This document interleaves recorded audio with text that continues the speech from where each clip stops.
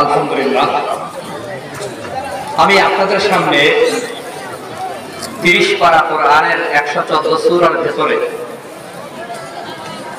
সূরাতুল কাহফের 28 নম্বর আয়াত তিলাওয়াত করেছি। 28 নম্বর আয়াতের একেবারে শেষ প্রান্ত, শেষ দিক থেকে তেলাওয়াত করেছি।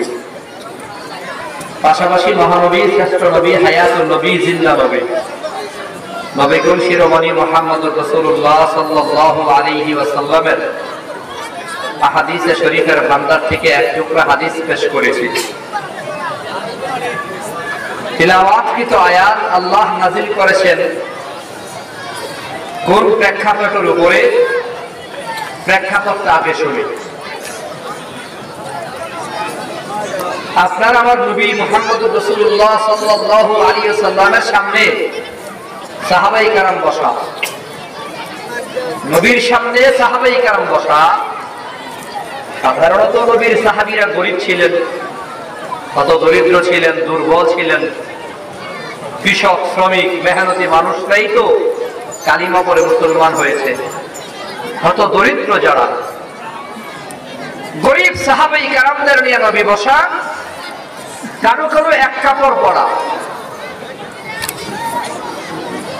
আবার কাপড়ে সেলাই, টুপিতেও জোড়াতালি, স্যান্ডেলের ফিতাও চিরা। এ গরিবরাই তো নবীর সামনে বেশি। তখন আবু জাহাল, আবু লাহাব, উতবা, শাইবা, কাফের বেঈমানদের বড় বড় নেতারা, যাদের টাকা বেশি, পয়সা বেশি, ক্ষমতা বেশি, চেয়ারওয়ালা, বাড়িওয়ালা, গাড়িওয়ালা যারা, তখনকার সময়ে সবচেয়ে দামি গাড়ি ছিল উট। তো অনেক বড় বড় ক্ষমতাওয়ালারা, টাকাওয়ালারা নবী মুহাম্মদুর রাসূলুল্লাহ দরবারে আসছে। আয়েশা বলতেছে, ও মুহাম্মদ, আপনি ভালো মানুষ, ভদ্র মানুষ, আপনি তো অনেক দামি মানুষ, আপনার দাদার নাম আছে, আপনার বাপ চাচার নাম দাম আছে, আপনি সম্ভ্রান্ত পরিবারের সন্তান হিসেবে আপনার সাথে আমরাও থাকতে চাই। আমরাও, শোনেন ভালো করে কথাগুলো, কাফের বেঈমানরা বলতেছে, টাকাওয়ালা পয়সাওয়ালারা, আপনার সাথে আমরাও থাকতে চাই, কিন্তু আপনার সামনে যে গরিব ফকিন্নি লোকরা বসে রয়েছে, এদেরকে সরাইয়া দেন, এরা না থাকলে আমরা আপনার সাথী হয়ে যাব।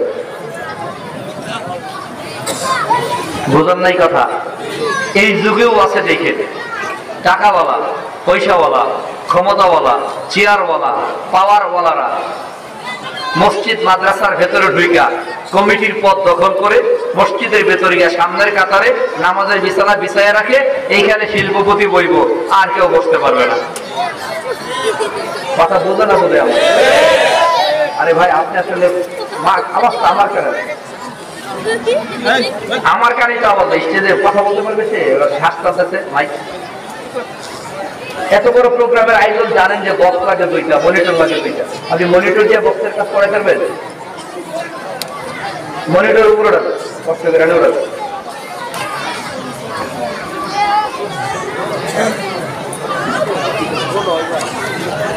আমার মানে তো আমি কইতেছি আপনারা, তার মানে তো বিপদই করবে না।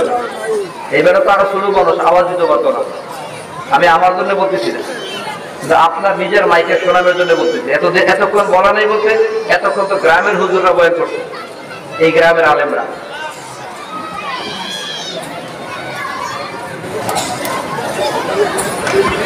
আল্লাহ, আপনারা কথা বুঝেন আমার? আপনারা কথা বুঝেন যে আমি বুঝি না, আওয়াজ দেওয়া লাগবে। এখনকার সময়ে দেখেন, একদল গরিব আল্লাহওয়ালা 5 ওয়াক্ত নামাজি মসজিদে সকলের আগে আসে, সকলের পরে যায়। মসজিদের প্রতি এত মায়া, মহব্বত আর ভালোবাসা থাকার পরেও মসজিদের কমিটি হওয়ার সময় এই লোকটার নাম থাকে না, কমিটির সদস্য পদ পায় না, সাধারণ সদস্য হওয়ার যোগ্যতা নাই, শুধুমাত্র অপরাধ তার টাকা নাই, পয়সা নাই, গরিব। টাকা আছে, পয়সা আছে, ক্ষমতা আছে, সুদখোর, ঘুষখোর, লম্পট, বদমাইশ, নারীবাদী, চোর, ডাকাত মসজিদ কমিটির বড় বড় পদ দখল করে রাখে। টাকার দাম আছে না নাই? আগে দেখছি অনেক বড় বড় মিটিং হয়েছে, আমার জিজ্ঞাসা না, আর এখন আমার জিগাইয়া তারিখ নিয়ে আমার সভাপতি আগের থেকে বানায় এরপরে মিটিং করে, কারণ আমি চেয়ারম্যান। চেয়ারম্যানদের ক্ষমতা পাওয়ার আলাদা, ঠিক না? এটাই মানুষের চিন্তা। ব্রাহ্মণবাড়িয়া জেলা আওয়ামী লীগের সাধারণ সম্পাদক যুদ্ধাহত বীর মুক্তিযোদ্ধা যিনি মারা গেলেন জেলা পরিষদ চেয়ারম্যান হওয়ার পরে, আল মামুন সরকার, তিনি যখন জেলা পরিষদ নির্বাচন করবে আমাকে ফোন দিছে রাতে, মুফতি সাহেব আপনি যদি অনুমতি দেন, কথাটাই ভাবি, আপনি যদি অনুমতি দেন তাহলে আপনার ইউনিয়নে আসবো, আশেপাশের আরো 2টা ইউনিয়ন বড়াইল এবং বীরগাঁও সহ আপনার কৃষ্ণনগর ইউনিয়নে আমি একটা নির্বাচনী পথসভা করতে চাই আপনার সভাপতিত্বে। আমি তখন ভাবতে লাগলাম, খেলাটা আল্লাহ কি খেললো। জেলা আওয়ামী লীগের সাধারণ সম্পাদক আমার মতো চেয়ারম্যানের ফোন দেয়। 5টা চেয়ারম্যানের কদর আছে, পাওয়ার আছে, ক্ষমতা আছে, এজন্য জেলা আওয়ামী লীগের সাধারণ সম্পাদক সভা করবে, আমার থেকে অনুমতি নেই। আমি তো আগেও মুফতি সাহেব ছিলাম, আগেও মাওলানা সাহেব ছিলাম, আগেও বক্তা ছিলাম, আগেও টুকটাক সরকারি করছি। ক্ষমতার ইজ্জত হলো, পাওয়ার হলো, সম্মান হলো বর্তমান সময়ে চেয়ারের। মানুষ চেয়ারকে সম্মান করে, মানুষকে সম্মান করে না। চোর চেয়ারে বসছে তার সম্মান আছে, ভালো মানুষ চেয়ারে বসতে পারে নাই, তার সম্মান নাই। এটাই বাস্তবতা, আপনি মানেন আর না মানেন। আমি দেখছি টপ লেভেলের সুদখোর মসজিদ কমিটিতে নাম আছে, টপ লেভেলের ঘুষখোর মসজিদ কমিটিতে নাম আছে, টপ লেভেলের বদমাইশ মসজিদ কমিটিতে নাম আছে। কারণ তার 4-5টা ছেলে আছে, টাকা আছে, লাঠি আছে, গোষ্ঠীর জোর আছে, আর সকাল বিকাল 5 ওয়াক্ত নামাজ সকলের আগে মসজিদে আসে, সবার পরে মসজিদ থেকে বের হয়। আল্লাহ ওয়ালা মুয়াজ্জিন দেরি করলে নিজে আযান দেয়, মসজিদ ঝাড়ু দেয়, মসজিদের প্রতি মায়া মহব্বত ভালোবাসা এক চুল পরিমাণ কম নাই। তার নামটা সদস্য পদে থাকে না, একমাত্র অপরাধ হলো সে গরিব। সমাজে এই সমস্যা আছে না নাই? আমি গান বাজনার কমিটির কথা বলছি না, নাটক মঞ্চের কমিটির কথা বলছি না, সরাসরি মসজিদ কমিটির ভেতরে এ জাতীয় দুর্নীতি আছে মসজিদ কমিটির ভেতরে। গরিব হওয়ার অপরাধে লোকটার দাম নেই। গরিব হওয়ার অপরাধে লোকটার দাম নাই, অথচ গরিবের দাম আছে না নাই? আল্লাহর কাছে দাম আছে না নাই? কথা কন না, গরিবের দাম আল্লাহর কাছে আছে না নাই? গরিবের দাম কার কাছে? আরো জোরে বলেন, কার কাছে? নবী কি বলছে শুনেন, মেরাজের সফরে আপনার আমার নবী জান্নাতের কিনারা দিয়ে হাঁটতেছে। সহিহ মুসলিম 2737 নম্বর হাদিস। আপনাদের তোফায়েল আহমদ রহমান সাহেব মুসলিম শরীফ পড়ান, মুহাদ্দিস সাহেব, এই কিতাবের ভিতরে আছে 2737 নম্বর হাদিসে আল্লাহ নবী বলতেছেন, قال النبي صلى الله عليه وسلم اطلعت في الجنة। নবী বলেন আমি জান্নাতের ভেতর উকি দিলাম। উকি, উকি বুঝেননি? এভাবে ঘাড় উঁচা করে ইত্তলাতু ফিল জান্নাহ, আমি নবী জান্নাতের ভেতর উকি দিলাম। ফারাআইতু আকসারা আহলিহাল ফুকারা, নবী বলেন আমি জান্নাতের ভেতর যত মানুষ দেখলাম বেশিরভাগ হলো গরিব। আরো আস্তে কোন সুবহানাল্লাহ, আরো জোরে সুবহানাল্লাহ। ও মুসলমান, খেটে খাওয়া যারা আছে, হতদরিদ্র গরিব মানুষ যারা, যাদের 5 তলা বাড়ি নাই, 4 চাকার গাড়ি নাই, যাদের বড় কোনো ব্যবসা বাণিজ্য নাই, সারাদিন কাজ না করলে সংসার চলে না, সংসারে অভাব দূর হয় না, খেটে খাওয়া দুর্বল হতদরিদ্র মানুষগুলোর জন্য সুসংবাদ। আল্লাহ নবী বলেন আমি জান্নাতের ভেতর উকি দিলাম, আমি নবী নিজের চোখে দেখলাম জান্নাতের ভেতরে বেশিরভাগ হলো গরিব, বেশিরভাগ হলো ফকির, মাসাকিন, হতদরিদ্র, অসহায়, দুর্বল মানুষগুলাকে আমি নবী জান্নাতের ভেতর দেখলাম।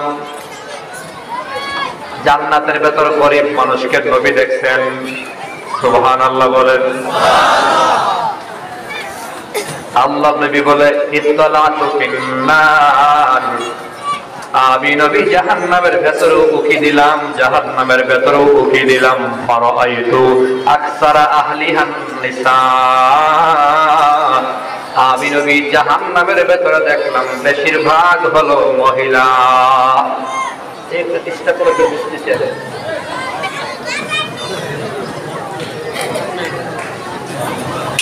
মা তুই করছে না, এমনই কি চাপন, মার তো পুরাই খালি আছে। ফারাআইতু আকসারা আহলিহান নিসা, আল্লাহর নবী বলে আমি বেশিরভাগ জাহান্নামের ভেতরে দেখলাম মহিলা। জান্নাতের ভেতরে গরিব বেশিরভাগ দেখলাম, জাহান্নামে মহিলা দেখলাম। আজীব ব্যাপার। আল্লাহর নবী বলেন আমি জাহান্নামের ভেতরে যত মানুষ দেখছি সংখ্যাগরিষ্ঠ বেশিরভাগ হলো মহিলা। মহিলাদেরকে জাহান্নামের ভেতরে দেখলাম, বেশিরভাগ মহিলা জাহান্নামে। কেন?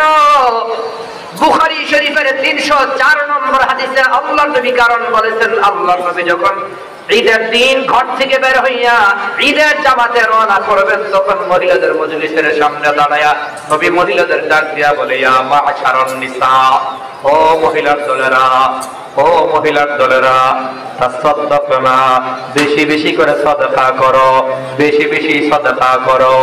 ইন্নী উরিদুকুন্না ফি আহলিন নার, আমি নবী নিজের চোখে দেখছি তোমাদেরকে জাহান্নামের ভেতরে। মহিলার জিজ্ঞাসা, বিমা ইয়া রাসূলুল্লাহ, কি কারণে আমাদেরকে জাহান্নামের ভেতরে দেখছেন? বেশিরভাগ মহিলাকে জাহান্নামে দেখার কারণ আল্লাহর নবী বলে দুইটা অপরাধের কারণে বেশিরভাগ মহিলা হলো জাহান্নামের ভেতরে। জোরে বলেন কয়টা অপরাধ? কয়টা? 1 নম্বর আল্লাহর নবী বলে তাকফুরুনাল আশীরা, 2 নম্বর আল্লাহর নবী বলে তুকসিরুনাল লাআনা। বুখারী শরীফের 304 নম্বর হাদিসে আল্লাহর নবী কারণ বলেছেন কোন কারণে বেশিরভাগ মহিলা জাহান্নামে। নবী বলেন দুইটা কারণে। 1 নম্বর হলো তাকফুরুনাল আশীরা, স্বামীর নাফরমানি করে। 2 নম্বর হলো তুকসিরুনাল লাআনা, বেশি বেশি অভিশাপ দেয়।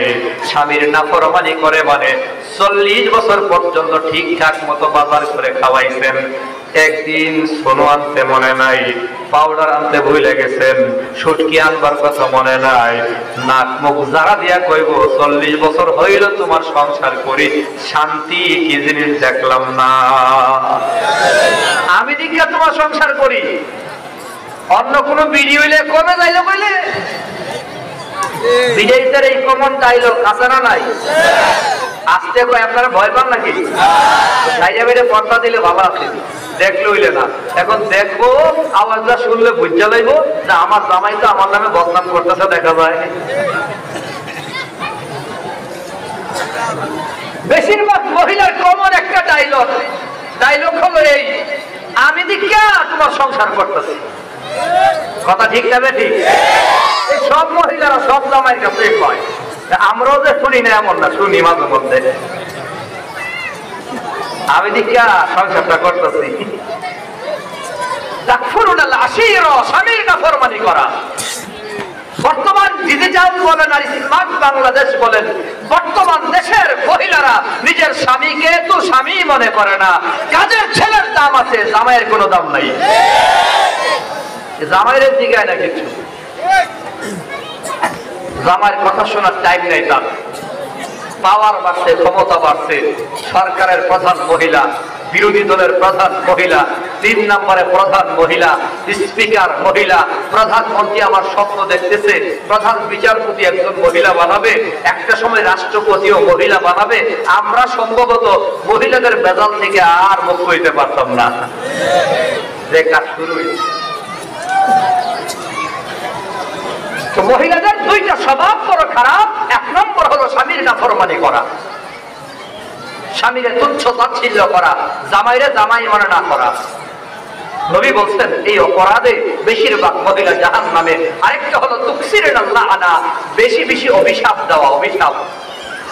অভিশাপ বদদুয়া কেমনে বুঝাইতাম? 2 মহিলা ঝগড়া লাগবে, আপনারা ঝগড়া করেন না কাজ্জা কর? আচ্ছা, 2টাই। আমার এলাকায় এত কাজ্জা, তা আমার একটা স্লোগান আছে আবার, যে করবো আমার লোকে কাজ্জা, আমি যাবো হের লোকে আজ্জা। কাজ্জা আমি করতাম না। আমি যদি আজ্জা জায়গা কাজ্জা হইব, কথা পায় না। আরে আমার সাথে কাজ্জা করার চেষ্টা করবে, বিশেষ করে চেয়ারম্যান হওয়ার পরে ষড়যন্ত্র আরো বেশি। ফলদে ফালানো যায় কিনা, জামালাই ফালানো যায় কিনা, কাজ্জাত লাগানো যায় কিনা। তো আমার সাথে যে কাজ্জা করবো আমি হল লোকে আজ্জা যাবো গা, যে আমার মারতে আইব আমি হলে মিষ্টি খাওয়াই দেবো। আর মারার নিয়ত থাকলে চিনি খাওয়াইও মারণ যায়, ঠিক না? তাহলে মিষ্টি খাওয়াই মারণ যাইব, তাহলে গুলি করে জেলখানায় গিয়ে লাভ নাই। তো সিস্টেম আছে তো ফালাইয়া দেওয়া।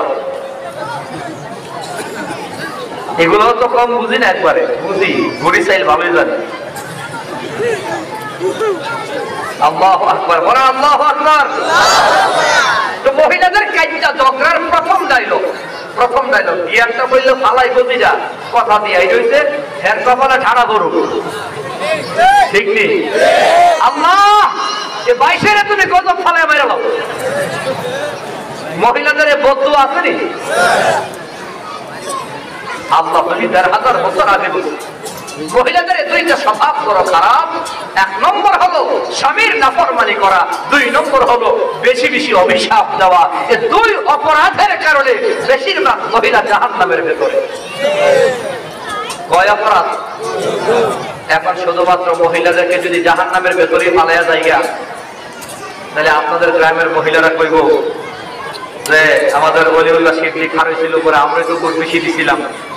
মহিলারা কিন্তু ভোট বেশি দেয়, আমারও মহিলারা ভোট বেশি দিছে, ঠিক না? মহিলারা কিন্তু আলেম ভক্ত বেশিরভাগ দেখে। আপনি এখানে যে পুরুষ আছেন না, আজকের মাহফিলে পুরুষ যা হবে আমি নিশ্চিত মহিলা 3 গুণ বেশি হবে, কথা ঠিক না? মা বোনরা খুব বয়ান শুনতে পছন্দ করে, আলেমদের মহাব্বত করে।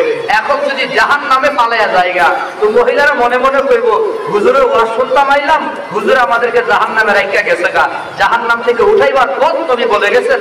মুসনাদে বাযযারের 7840 নম্বর হাদিসে আল্লাহ নবী বলে, মহিলারা 4টা গুণ তুমি অর্জন করবা, তোমার জন্য জান্নাতের 8টা দরজা খোলা থাকবে, যে কোনো দরজা দিয়ে মনে চাই জান্নাতের ভেতর ঢুকে যাবা। 4 গুণ। কয় গুণ? জোরে বলেন না, কয় গুণ? আল মারআতু ইযা সাল্লাত খামসাহা ওয়া সামাত শাহরাহা ওয়া আতাআত বা'লাহা ওয়া আহসানাত ফারজাহা ফালতাদখুল মিন আইয়ি আবওয়াবিল জান্নাতি শাআত।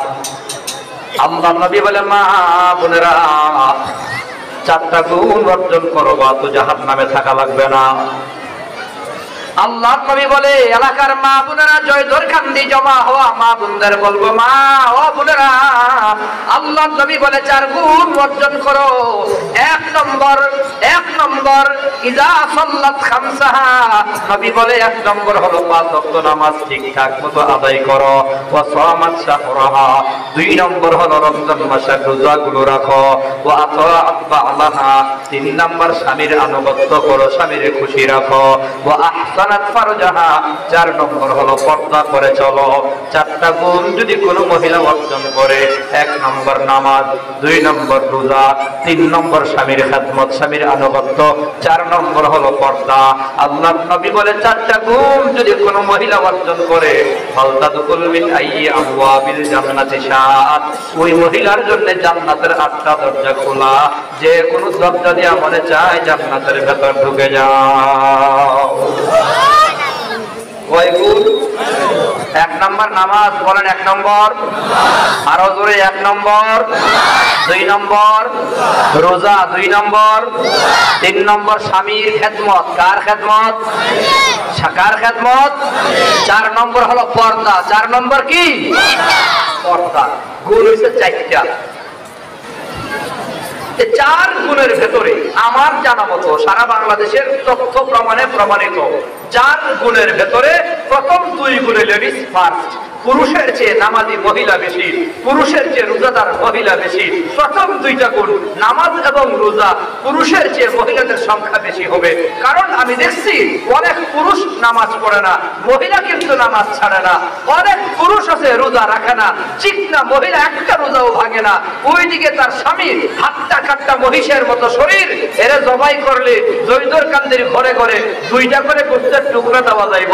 পুরো রমজান গেছে কামাকার একটা রোজাও রাখছে না। রাক্ষসের ঘরে রাক্ষস আসারা নাই। ফাজিল রোজা রাখলি না কেন? হুজুরের দিকে এলো, ওই হুজুর ডায়াবেটিক 40, ডায়াবেটিক 40, রোজা রাখতে পারে না। ব্যাক করলে রোজা না, রোজা রাখার তারা ডায়াবেটিক্স কমে, রোজা রাখার দ্বারা ডায়াবেটিক্স কমে। স্বাস্থ্য সুস্থ রাখার জন্য বিশেষজ্ঞ ডাক্তারের পরামর্শ হলো বেশি থেকে বেশি রোজা রাখেন, স্বাস্থ্য ভালো থাকবে। বেশি থেকে বেশি রোজা রাখেন। আল্লাহ আবার নামাজ দেখবেন পুরুষের চেয়ে মহিলার নামাজও সহজ। কিভাবে? পুরুষ বেচারা ঠান্ডা পানি দিয়ে ওযু কইরা মসজিদে গিয়া জামাতে নামাজ আদায় কইরা ঘরের ভেতরে আইসা আবার বাহিরে কাজে যাবে, দুপুরের নামাজ আবার দৌড়াইয়া মসজিদে আইসা জামাতে আদায় করবে, আবার বাহিরে গিয়া কাজ কাম করবে, আসরের নামাজ দৌড়াইয়া মসজিদে আইসা আদায় করবে, আবার বাহিরে যাবে, আবার মাগরিব মসজিদে গিয়ে আদায় করবে।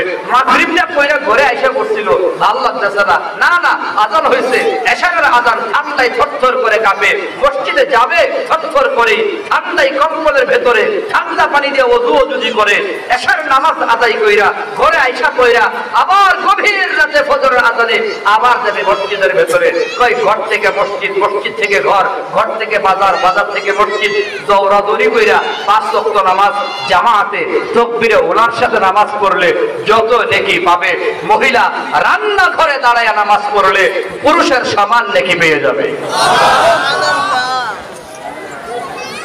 পুরুষের সমান নাকি একা একা ঘরের মধ্যে রান্না করে ওযুর জায়গা আছে, তার জায়গা আছে, কাপড় বিছায় সালাম 4 রাকাত নামাজ পড়াইছে, ভাত বসাইয়া দিয়া আল্লাহু আকবার খাড়াইয়া গেছে গা, ভাত হইতে হইতে নামাজ শেষ, আবার মার গালতেছে, মার গাইলে আবার সুন্নত করতেছে, আবার অন্য তরকারি বসাই দিয়া নফল জিকির আজকার করতেছে।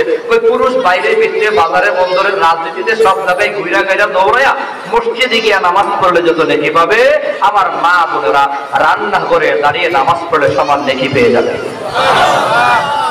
পুরুষের নামাজের চেয়ে মহিলার নামাজ কঠিন না সহজ? আরো জোরে বল। তো নামাজের ব্যাপারে বলতে হয় না, রোজার ব্যাপারে বলতে হয় না, টপ লেভেলে আছে, মহিলাদের সংখ্যা বেশি।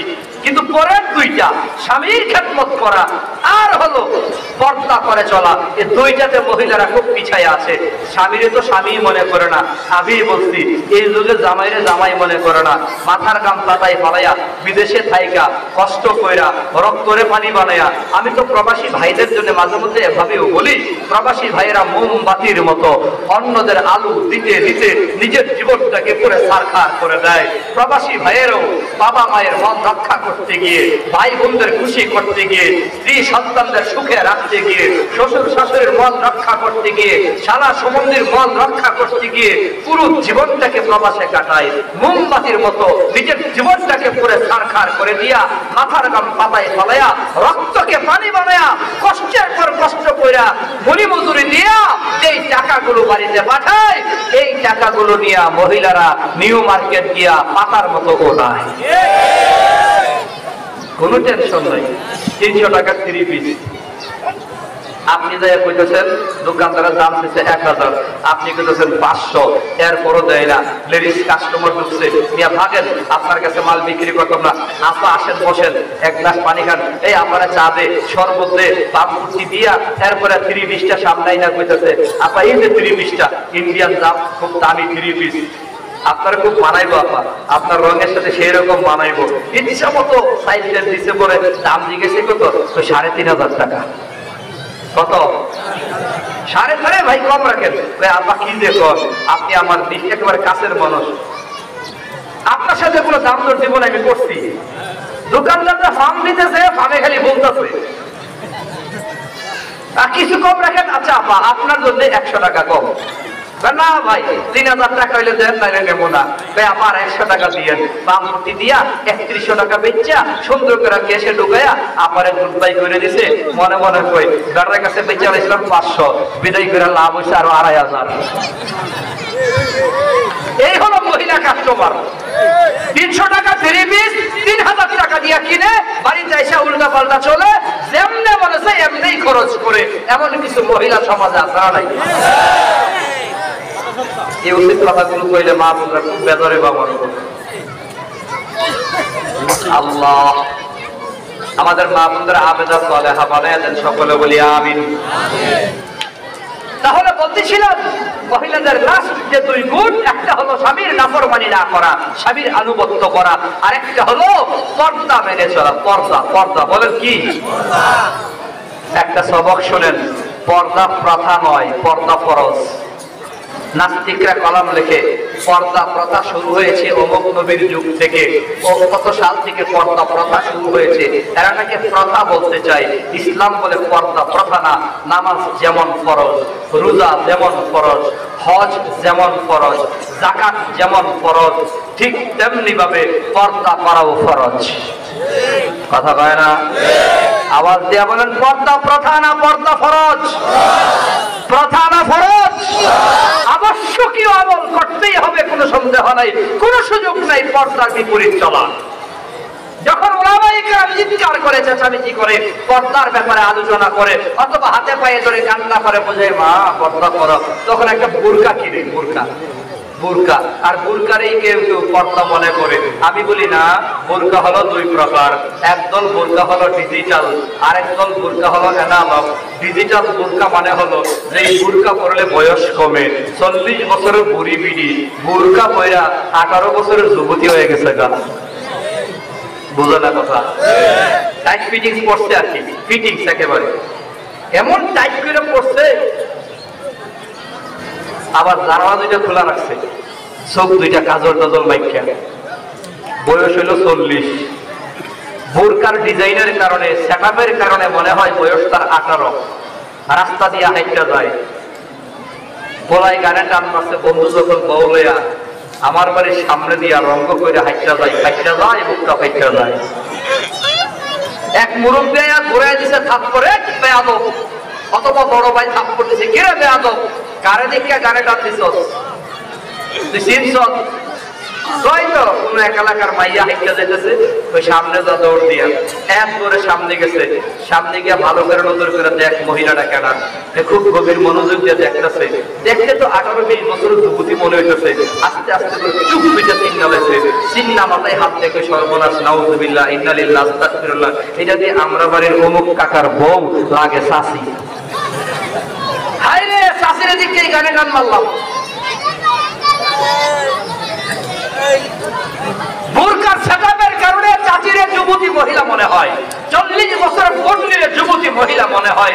যেই বোরকা গায়ে দিলে ছেলেদের আকর্ষণ বাড়ে, ছেলেদের চাহিদা বাড়ে, ছেলেদের নজর আমার দিকে বাড়ে। যে বোরকা পরলে পড়ে বয়স কমে যায়, শরীরের অবয়ব আরো ভেসে উঠে। আমার ভাষায় এই বোরকা পরার চেয়ে ল্যাংটা চলা অনেক ভালো। কথা কয় ঠিক কিনা?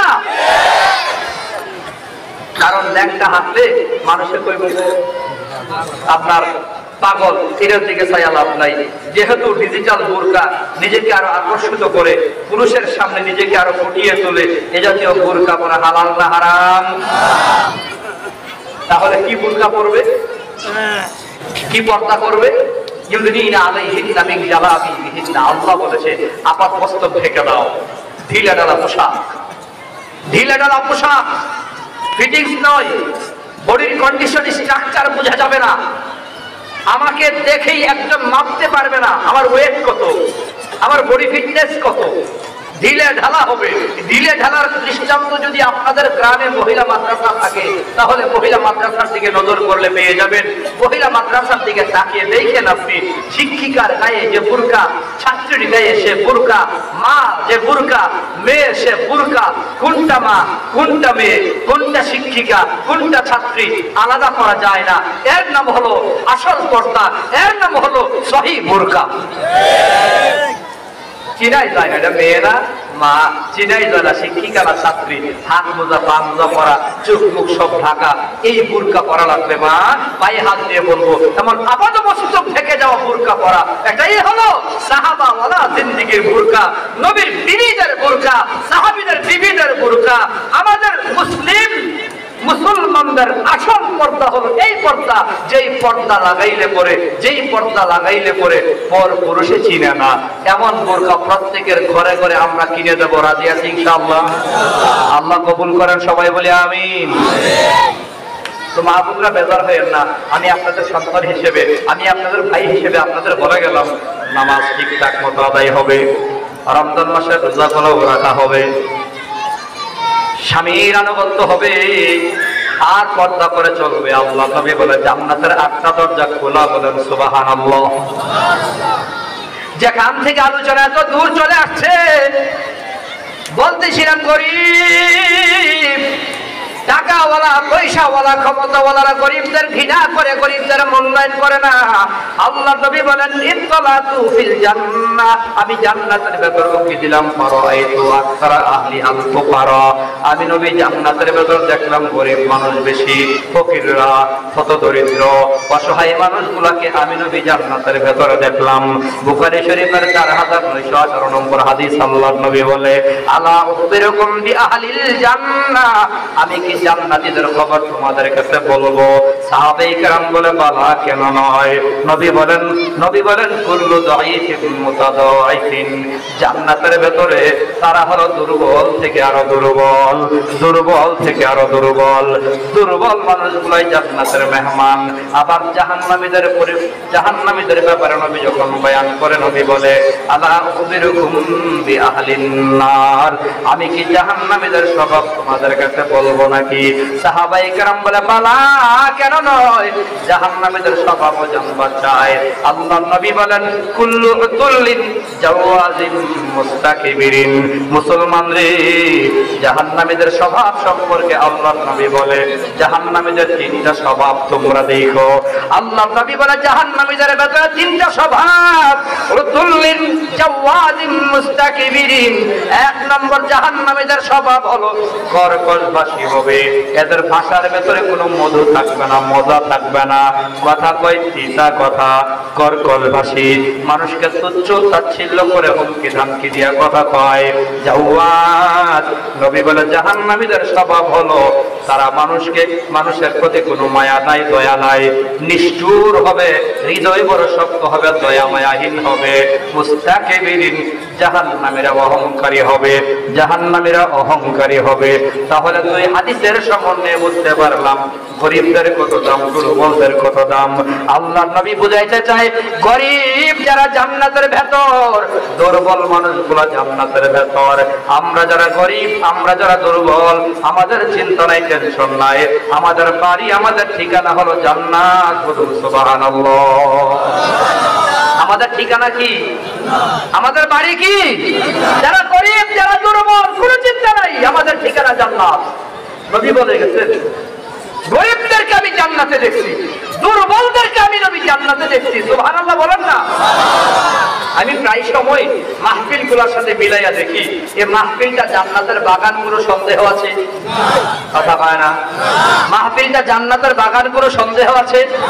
আপনি ভালো করে যাচাই করে দেখেন, এই মাহফিলে যারা আছে খুব বেশি শিল্পপতি কেউ নাই, খুব বেশি পয়সাওয়ালা কেউ নাই, খুব বড় ব্যবসায়ী কেউ নাই, খুব গরিব মানুষেরা নাই, বেশিরভাগই হলো মধ্যবিত্ত, নিম্নবিত্ত, গরিব মানুষ মাহফিলে বেশি হয়।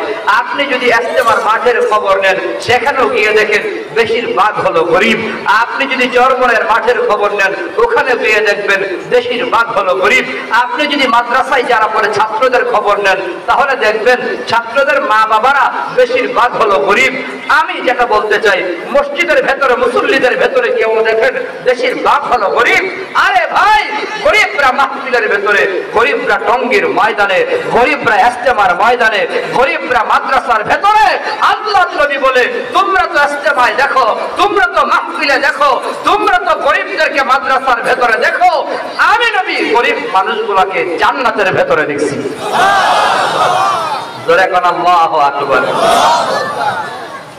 গরিবদের কোন আমার কথাগুলো চলবে কিছুক্ষণ? আমি কি খারাপ কিছু বলতেছি?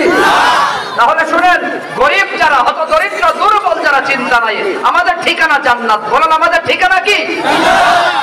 তো আবু জাহাল আবু লাহাব নবীকে আয়েশা বলতেছে, ও মুহাম্মদ, গরিব গুলোরে সরাইয়া দেন, আমরা আপনার সাথী হব। নাউযুবিল্লাহ বলেন। তখন এই আয়াত নাযিল হয়েছে, যে আয়াত আমি তেলাওয়াত করেছি, যে আয়াত আমি তেলাওয়াত করেছি, আয়াত গরিবদের পক্ষে নাযিল হয়েছে। সুবহানাল্লাহ বলেন। ওয়ালা তুতি মান আগফালনা কলবাহু আন যিকরিনা ওয়াত্তাবা হাওয়া ওয়া কানা আমরুহু ফুরতা। আল্লাহ বলেন, নবী গো, তিন দোষী মানুষের কথা আপনি মানবেন না। তিনটা দোষ যার মাঝে আছে, অথবা তিন দোষের কোনো একটা দোষ যার মাঝে আছে, তার কথা মানবেন না।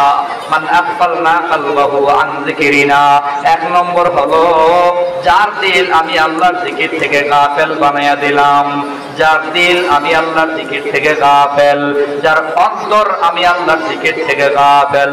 মান আগফালনা কলবাহু আন যিকরিনা, আল্লাহ বলে ওয়ালা তুতি, তার কথা মানবেন না, তাদের কথা মানবেন না, তাদেরকে সাথী বানাবেন না, আপনিও তাদের সাথী হবেন না, তাদেরকে বন্ধু বানায়েন না।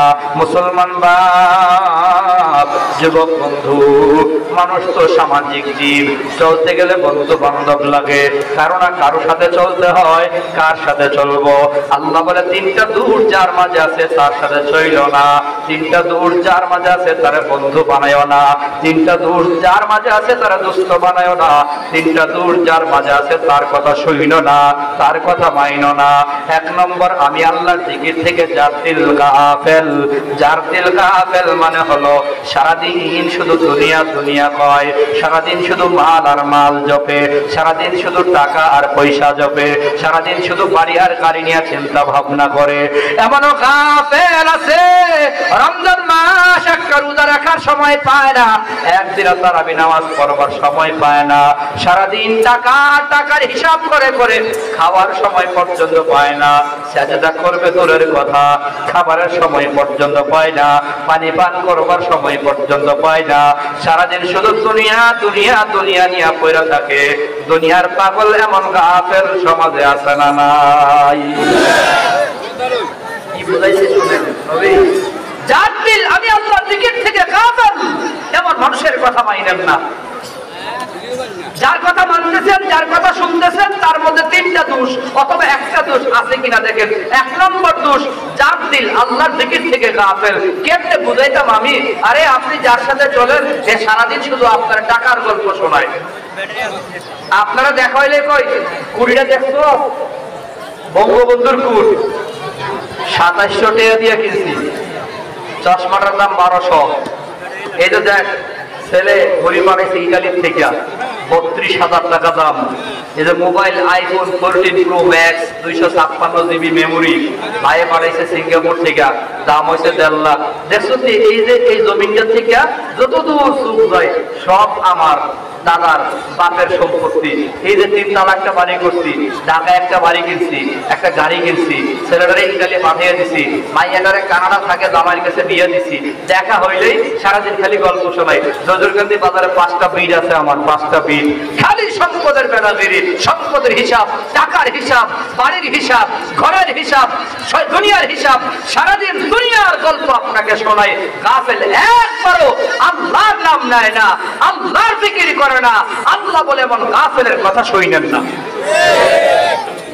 একবারও বলে না সুবহানাল্লাহ, একবারও বলে না আলহামদুলিল্লাহ, একবারও বলে না লা ইলাহা ইল্লাল্লাহ। আসেনি কিছু মানুষ এমন আসেনি? এই দেখছেন, এই জায়গাটা কিন্তু আমার, খালি এগুলাই দেখায়।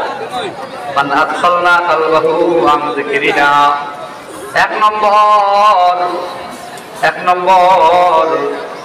যার দিল আমি আল্লাহর জিকির থেকে গাফেল, তার কথা মানবেন না।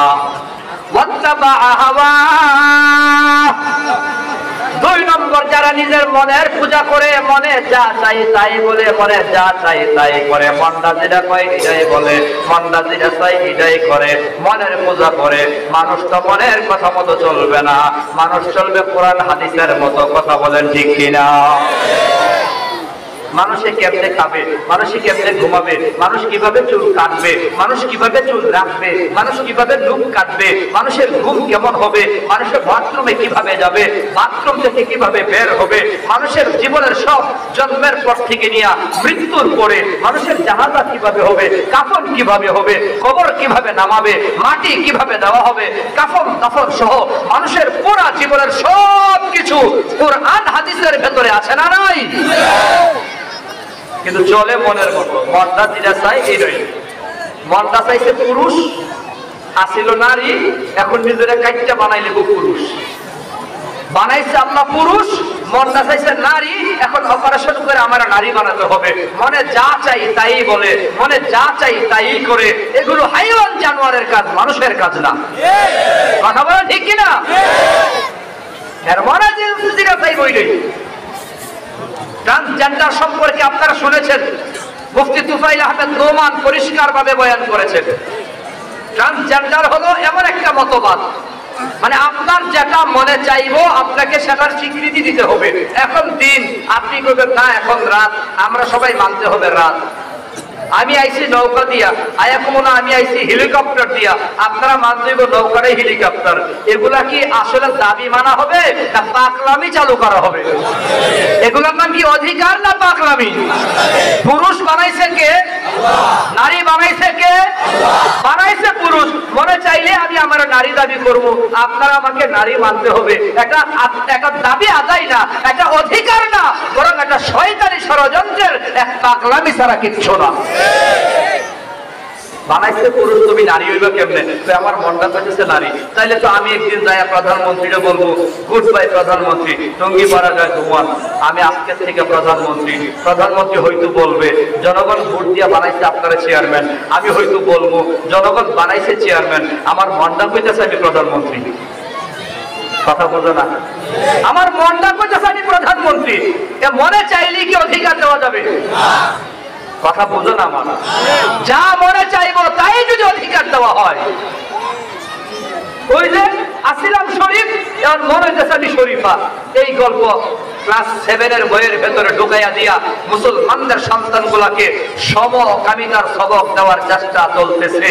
ছেলে হঠাৎ করে বলবে আমি মেয়ে, তখন আরেকটা ছেলের সাথে তার বিয়ে হবে। আসলে এটা তো খারাপ ভাষায় বলতে হয়, কাপড়ের নিচে হে কিন্তু ছেলে বই, শুধু কাপড়টা পইরা মাইয়ের কাছে ঘুরে ঘুরে কইব আমি এখন থেকে মাইয়ে হয়ে গেছি গা। আরেকটা ছেলের লোকে বিয়ে হবে মানে কি ছেলে ছেলেতে বিয়ে হবে। একটা মেয়ে হঠাৎ করে নিজেকে ছেলে দাবি কইরা আরেকটা মাইয়েরা বিয়ে করবে মানে হলো মেয়ে মেয়ে বিয়ে হবে। সমকামিতা চলার এক মহা ষড়যন্ত্র। এই আইন, এই অধিকারের আইন যদি বাংলাদেশে পাস করতে চায়, বাংলাদেশের 92 ভাগ মুসলমানের পক্ষ থেকে জয়দরকান্দি থেকে আওয়াজ দিতে হবে। জয়দরকান্দির আমাদের লিয়াকত আলী সাহেব যদি আমাদেরকে আওয়াজ দেয়, আমাদেরকে আহ্বান করে ট্রান্সজেন্ডার মতবাদের আইন যদি পাস করতে চায়, সমকামিতার বেহায়াপনার আইন যদি পাস করতে চায়, মুসলমানের দেশে এই আইন পাস করাকে রুখে দিতে হলে রক্ত দিতে হয়, যুদ্ধ করতে হয়, লড়াই করতে হয়, সংগ্রাম করতে হয়, রাজপথে বুকের তাজা রক্ত ঢেলে দিতে হয়। ওই শাহাদাতের ময়দানে যেতে রাজি কারা কারা? আল্লাহর হাত দেখো।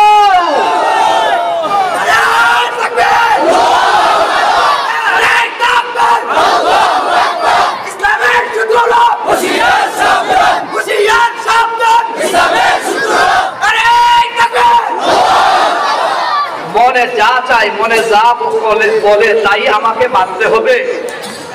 এই আইন পাস করার সুযোগ আমরা দিতে পারবো? আল্লাহ বলে তোমরা যারা মনের পূজা করে, মনের মতো চলে, মনের মতো বলে, তাদের কথা মানবে? তাদের কথা শুনবে? ওয়াকানা আমরুহু ফুরতা, সময় কম। ওয়াকানা আমরুহু ফুরতা, 3 নম্বর দোষ হলো যারা নিজের কাজে কর্মে সীমা লঙ্ঘন করে। যারা নিজের কাজে কর্মে সীমা লঙ্ঘন করে, সীমা ছাড়িয়ে যায়, রে মুসলমান মুরব্বী বাবা, যুবক বন্ধু, পর্দার আড়ালের মা, সীমা লঙ্ঘনের ব্যাখ্যায় মুফাসসিরিনে কেরাম সবাই প্রথম যে জবাবটা দেয়, কি কি করলে সীমা লঙ্ঘন হয়, প্রথমে ধরা হয় জুলুম করা, জুলুম করা, জুলুম করা। জুলুম মানে হলো অন্যের অধিকার হরণ করা, অন্যের জায়গা চুর করে দখল করে নেওয়া, অন্যের ঘর অন্যায়ভাবে দখল করে নেওয়া, অন্যের অধিকার হরণ করা, মিথ্যা মামলা দিয়া বিনা অপরাধে বিনা দোষে আলেমদের জেলখানায় বন্দী করে রাখা। আমার দৃষ্টিতে, আমার জানা মতো শাইখুল হাদিসের ছেলে শাইখুল হাদিস আল্লামা মামুনুল হক মাহমুদুল হাসান কুনুবিদের মতো নিরপরাধ আলেমদেরকে বছরের পর বছর জেলখানায় আটকে রাখার মতো বড় জুলুম আর হতে পারে না। এর চেয়ে বড় জুলুম আর হতে পারে না। আমি নির্বাচনের আগে প্রত্যেকটা মাহফিলে বলেছি, বাংলাদেশের ৯২% মুসলমানের দেশে নষ্ট ভ্রষ্ট নায়ক নায়িকা গায়ক গায়িকা সংসদে যাবে, আলেমরা জেলখানায় থাকবে, এটা মুসলমান কখনো মেনে নিতে পারে না। একটা বিষয়ে খুব ভালো লাগছে, আমি খুব খুশি হয়েছি, আপনারা বেজার হয়েছেন কিনা জানি না, আমাদের বাংলাদেশের মমতাজ আপাইদের ডাবলা মারছে। আপনারা খুশি না বেজার? হেবিডি 15 বছর আগে না আরো আগে জানি গান গাইছিল, বন্ধু যখন বউ লইয়া আমার